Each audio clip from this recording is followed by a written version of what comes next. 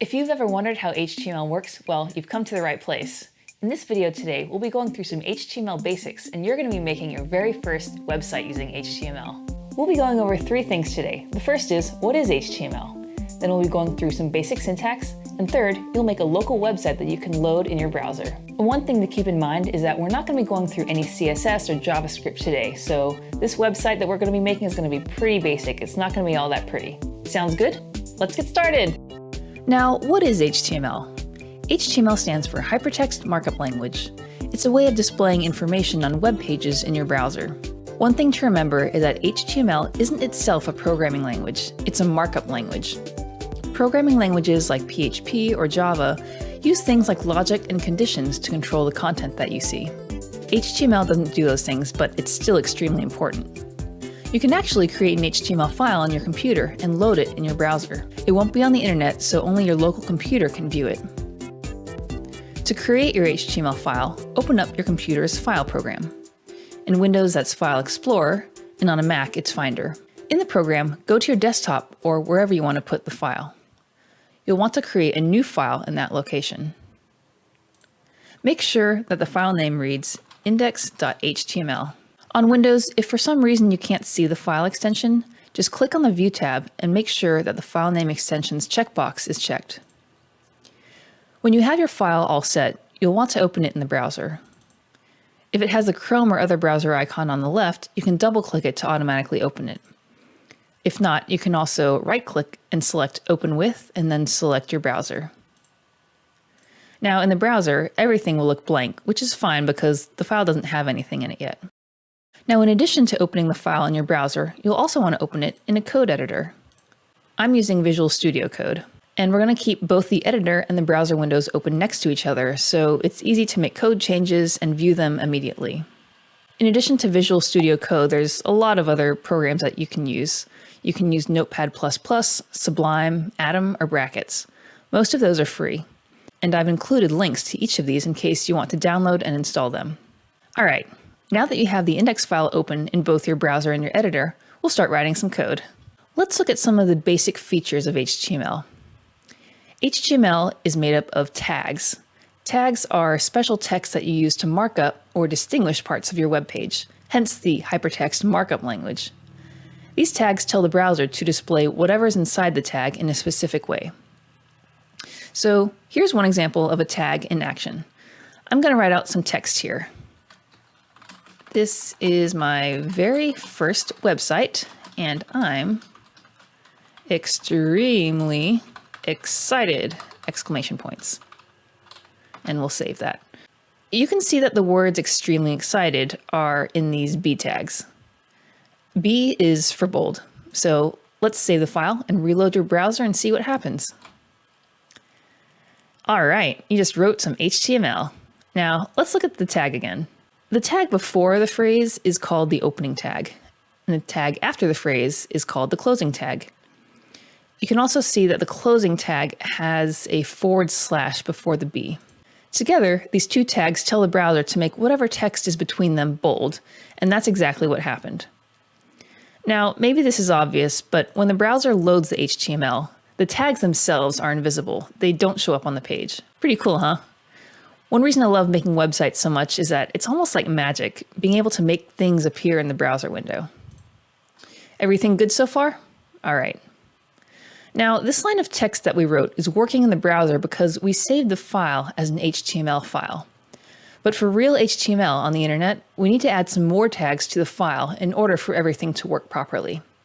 So let's just make some space up here at the top. And the very first tag that you need is the doctype tag. Doctype HTML. This isn't exactly an HTML tag, but you need it because it tells the browser that this is an HTML5 document. This tag doesn't require a closing tag because it's not surrounding any text. It's just declaring that this is HTML. If you're curious, other doc types that were used in the past are HTML4 or XHTML. But right now, HTML5 is really the only doc type used, so you won't have to worry about those other kinds. Then after the doc type tag, you have the main HTML tag. This tag tells the browser that everything inside it is HTML. I know, it seems a bit redundant since you already have used the HTML doctype tag, but this ensures that all the content inside it will inherit some necessary characteristics of HTML. Then, inside the main HTML tag, your content will usually be separated into two sections, the head and the body. The head tag contains information about the website, and it's also where you load CSS and JavaScript files. We won't be looking at those today, but just so you know. The body tag is the main content in the web page. Everything that you see on the page will usually be in the body tag. So we need to move this sentence into the body. There we go. Now let's reload the page. Make sure you save first, and it should look exactly the same, so we're all good here. Now let's go into some of the basic tags that are commonly used in the head and the body. I'm not going to go through every single possible tag in existence, so we'll just be looking at the ones that are used most often, so that you can get a better idea of how an HTML page is put together. Now, the first tag that should be in your head is this meta tag. Meta, and then you're setting the char set to be UTF-8. UTF-8 is a type of Unicode encoding used in virtually all websites around the world. We need encoding because we need to translate the letters, numbers, and symbols that we use into bytes used by computers. You can think of it as a sort of dictionary, translating human languages into computer speak. Now, the next meta tag that should be on all websites is this viewport tag.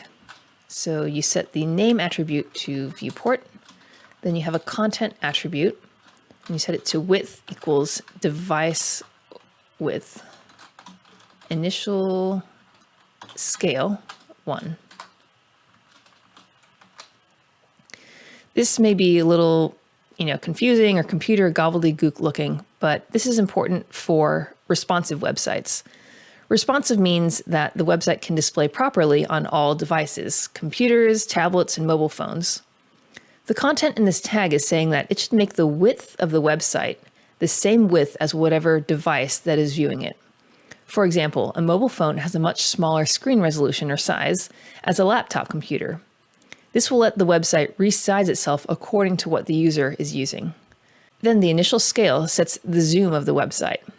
On browsers nowadays, you can zoom in and out, making the website look bigger or smaller. We want it to be set at 1 by default, meaning not zoomed in or out.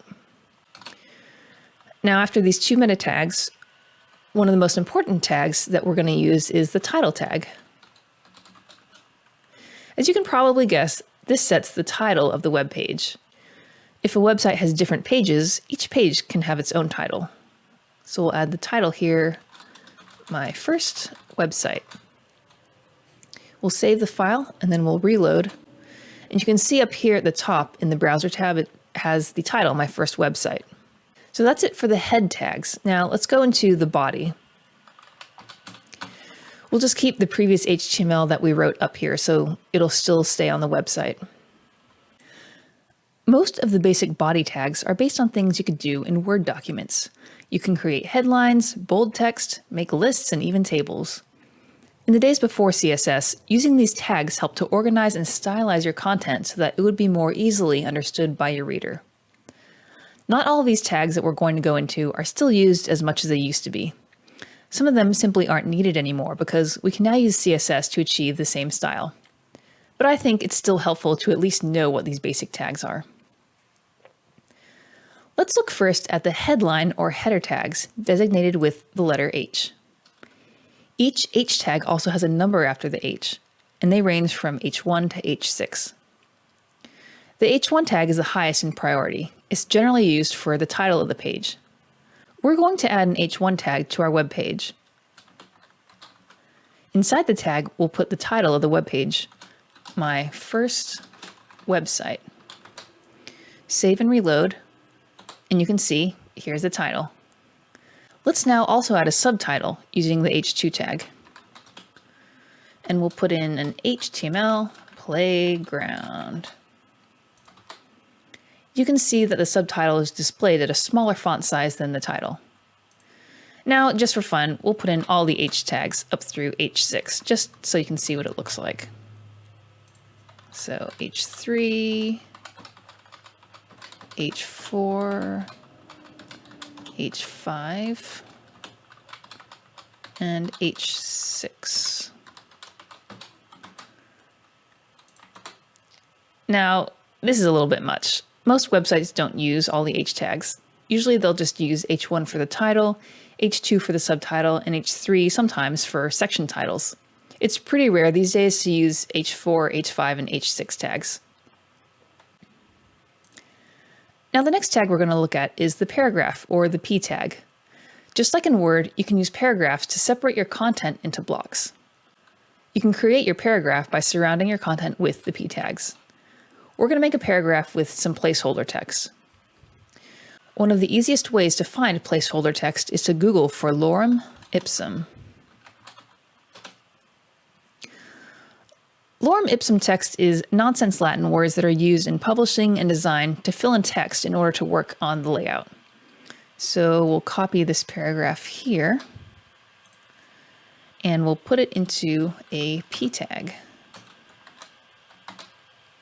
Now let's make a second paragraph too. We'll copy some more text and put it into another P tag. Now let's see what this looks like. So there we have it. The browser automatically adds some space between the paragraphs and other content. Now, if you want to separate your content onto multiple lines, but you don't want that space that comes with a paragraph, you can use a line break or a BR tag. So let's get some more lorem ipsum text and put it into our editor without a P tag this time. Now, one interesting thing to note about HTML is that it won't automatically break lines. So if you press enter a bunch of times in the text, you're not going to see anything different on the page. And the same goes for if you press spacebar a whole bunch of times. It looks exactly the same. What HTML does is that it will only allow one space between a bunch of enters or spaces. In order to create an actual line break, you need to add the BR tag. So let's try that here. Let's get rid of this extra space since it's not doing anything. And we'll add in a BR tag. So now you can see that this sentence is starting on the next line. You can even add multiple BR tags, and doing so will add space between your content. You'll notice that on the BR tags, they don't have a closing tag. It doesn't need one because it's not used to surround text, kind of like that doc type tag at the top. These types of tags that don't need a closing tag are called void elements. Void meaning empty because they have no content. One other thing to note about this is that you might sometimes see the line break written as BR with the closing slash. This was a requirement for XHTML, but in HTML5 we don't need the slash. The browser will still read the tag correctly, but I'd still recommend writing these void elements without that slash. The next set of tags we're going to look at are style tags. These tags add styles to the text. They can be bold, like we did in the very beginning. Then there's also italics, underline, emphasized, and strong tags. Like we said before, these style tags aren't used as much anymore because now you can use CSS to style everything. It's pretty straightforward what they do, and we'll go through each of them here. Now let's use the B tag again, and we'll make this line of text bold, and we can see it's bold. Now let's do the italics or the I tag next. I'm just going to put this on a new line, add the I tag, and we'll load the page, and you can see it's now italics. We'll just keep doing the same thing for all the rest of these tags. So the next one we'll look at is the underline or the U tag. And it's underlined. Then we'll do the emphasized or EM tag. You'll notice that the default for emphasized is just italics again. And the same thing goes for the strong tag.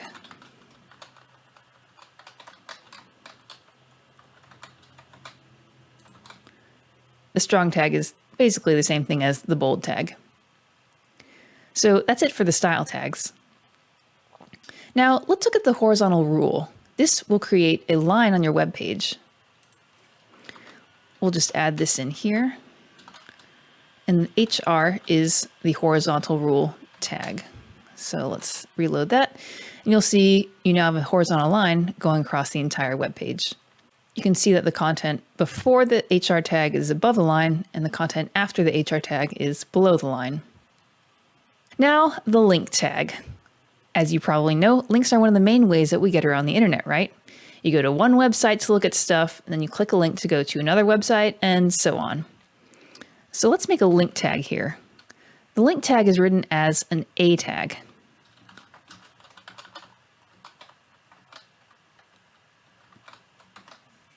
Now, that A stands for anchor because the link connects the two websites like a boat anchor connects the boat to whatever it's anchoring to.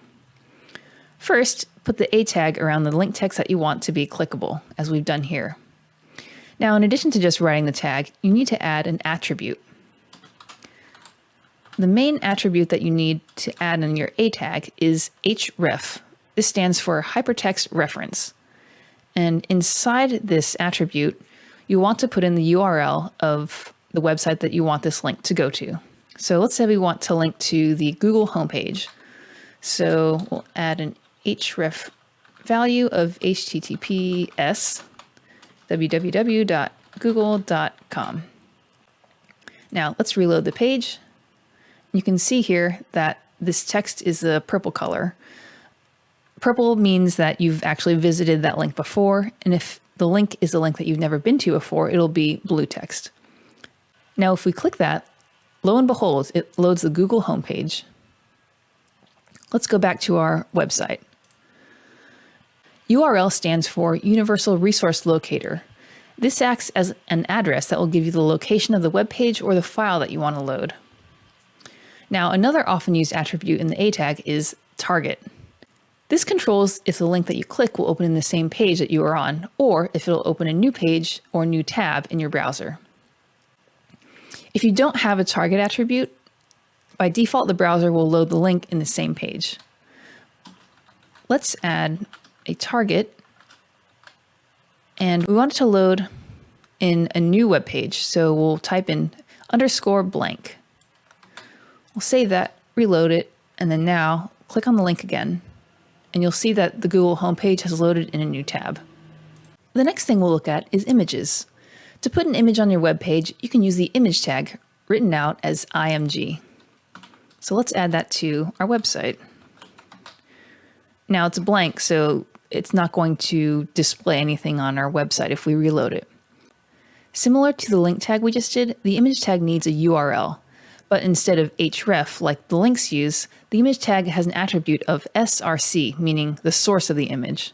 So we'll add in that attribute.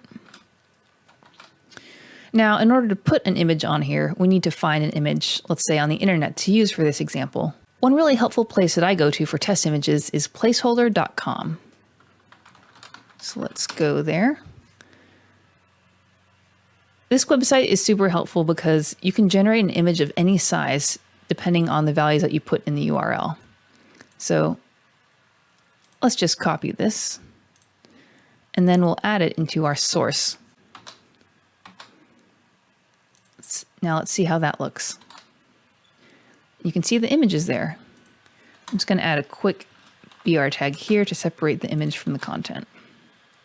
Now, like we said on the website, you can actually put in different values to get different sizes of images. So let's try this. Let's make it 600 pixels by 300 pixels.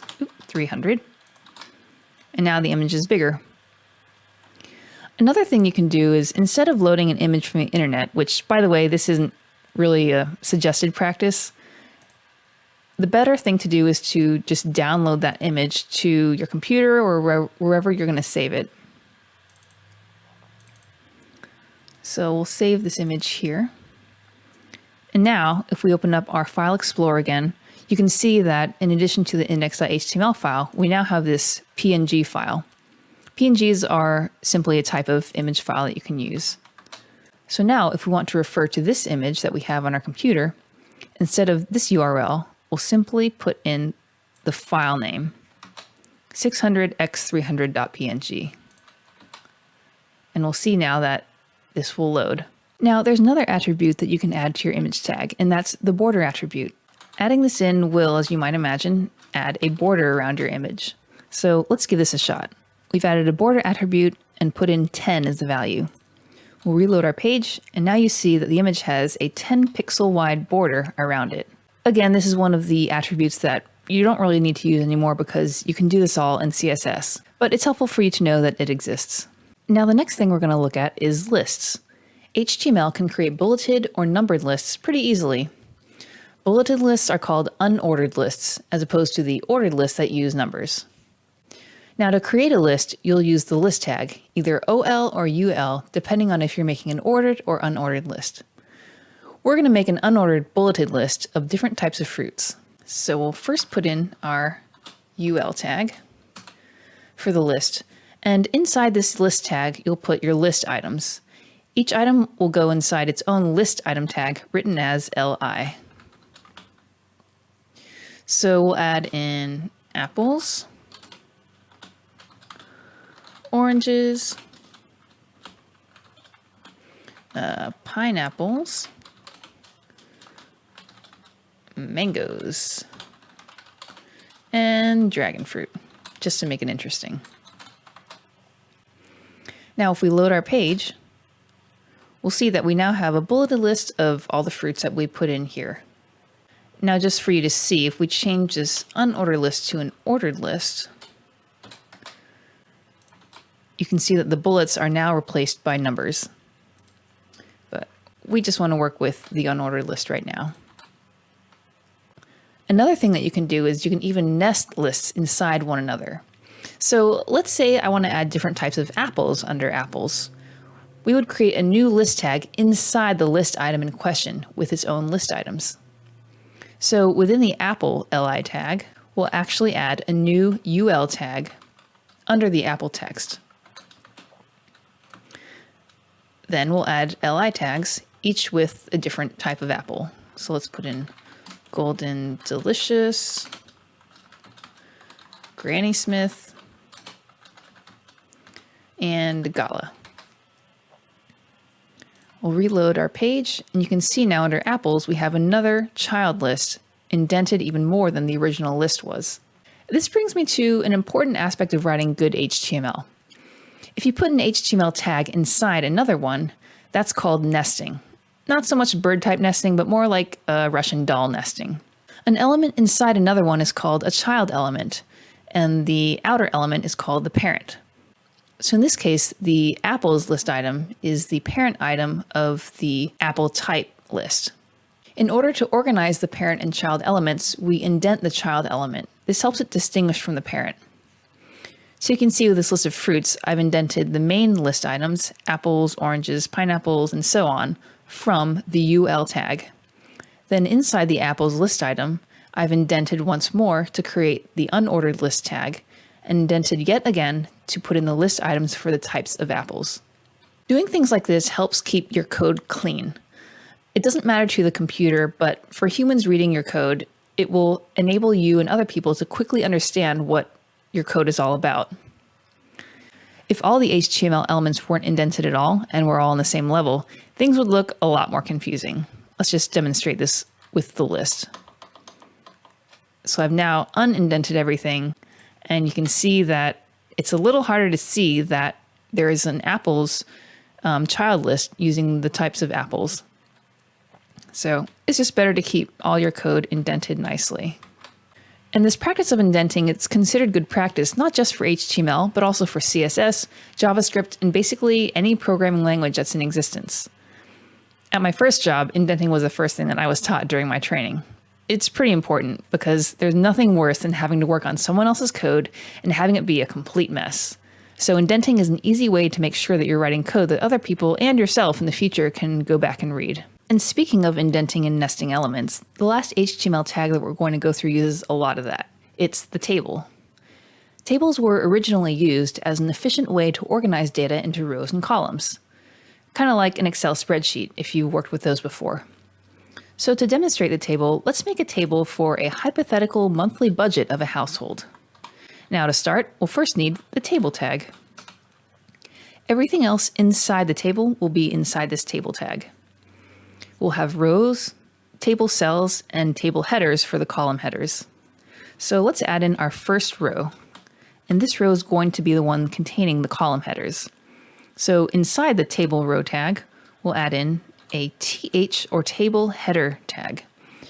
And we'll write in our column headers now. So we'll start with the month. Then we'll add in some budget categories. So we'll do rent, utilities, groceries, because you gotta eat, and then eating out. And then we'll do entertainment because, you want to have some fun stuff to do. Now let's load that and see how it looks. Now you'll see here that we have all the different column headers listed out next to one another. For the next row, we'll add in some data for the month of August. So we'll make another TR tag for this second row. And the data that we're going to put in these table cells aren't headers, so we'll just use the TD or table data or table cell tag. So inside this TD tag, we'll put in some numbers for each of these different categories. First one, we'll put in August because August is under the month column header. Then for the next one, it's rent. So let's say our rent is $1,500 per month. After rent, we'll have utilities, and let's just say $150 for utilities, then $350 for groceries, $100 for eating out, and then for entertainment, let's just do $50. All right, let's reload and see how that looks. You can see here that we've created the second row and everything's aligned together under the proper column header. So this table, looks like it's working, but it's kind of basic looking, right? Well, we can style this table a little bit with some of the built-in table attributes. The first thing we want to do is add lines to the table because it's kind of hard to see what's out here. So in the table tag, you can add a border attribute, and then we'll put in 1. This will add a border that's 1 pixel.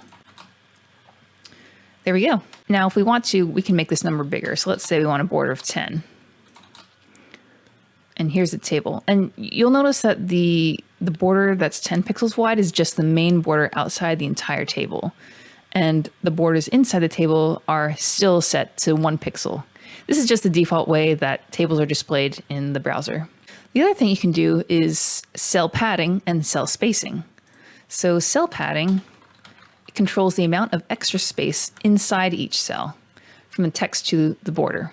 So let's try a cell padding of 10. There we go. There's a little more breathing room now inside our table. The other thing you can do is cell spacing. And let's just do this at 10 to see what it looks like. And now you can see that between each cell is 10 pixels. I don't want to have any space between the cells, so I'm going to actually change this to 0. And there we have it. It's a nice, neat looking table. When you're building an HTML table, one thing that you really need to make sure of is to have the same number of columns in each row in the table. Otherwise, things will get kind of messed up. So let me show you what this looks like if I delete the groceries cell. Delete this, resave, and then load. So you can kind of see how the headers have now kind of shifted over, and there's this weird blank space at the end because there's no table cell there. So let's just put that back. However, one thing you can do is you can make one table cell span multiple columns. So let's say we wanted to break out the utilities category to have 2 types of data, one for your water and one for your electricity. We'll say that electricity is $100 and the water is $50. So in total, it's still $150. To do this, we'll actually create an extra cell in the data and adjust the amounts of the utilities. So we'll duplicate the utilities cell, and then we'll change the first amount to be electricity at $100 and the second one to be $50 for the water. Now, just for your own interest, if we reload again, we'll see that the table looks weird because we have these two cells that we have added. So there's one more cell in the second row than there is in the first row. Now, to make both these $150 cells be under the utilities cell, we'll use an attribute called colspan or column span. So under the utilities table header, we'll say colspan equals 2. This will make the table header utilities span 2 columns. So now you can see that everything looks nice and neat together again because the utilities table cell is spanning both columns, the $100 and the $50 column. Looks pretty organized, doesn't it? So in addition to col span, you can also use the row span attribute to make a cell span multiple rows. Let's say we had data for June, July, and August, and we wanted to designate all those months as fall. So I'm just going to copy and paste again and use the August data to create June and July data too. So I'll copy this row, paste it a couple times, then we'll just rename this one to June and the next one to July. So now we see that we have 3 rows, June, July, and August.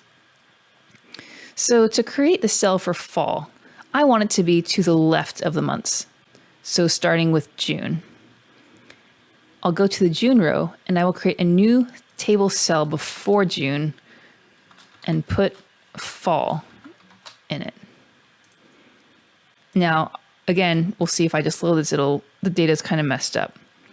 So I'll go back to the fall table cell and then I'll add the row span attribute and make it span 3 rows because we want fall to be in front of June, July, and August.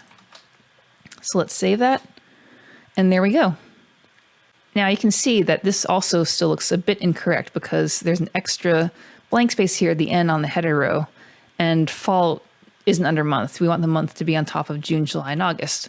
So what we'll do is we'll add an extra table cell on the top header. So now if we reload, we can see that everything has the proper number of cells. Now, aside from using tables to contain data, tables actually used to be used by web developers to lay out web designs. So for example, if you have a website design with a header, main content, and a footer, you could create, one big table with 3 rows, and then you can put all your content in those table cells. Because the table cells can contain any kind of HTML, images, links, text, you name it. It was pretty handy back in the day. Nowadays, tables aren't really used very often. The only common exception that I can think of is for HTML emails. This is because some older email systems can't really use a lot of CSS, so coding like it's 1999 is unfortunately the only option. So that's it about tables. And there you have it. You made your very first website using basic HTML. If you want to download the site files as well as a cheat sheet that I've made of the HTML tags we went through today, please click the link down below. Also, if you enjoyed this video and want to keep following, hit that subscribe button and the like button.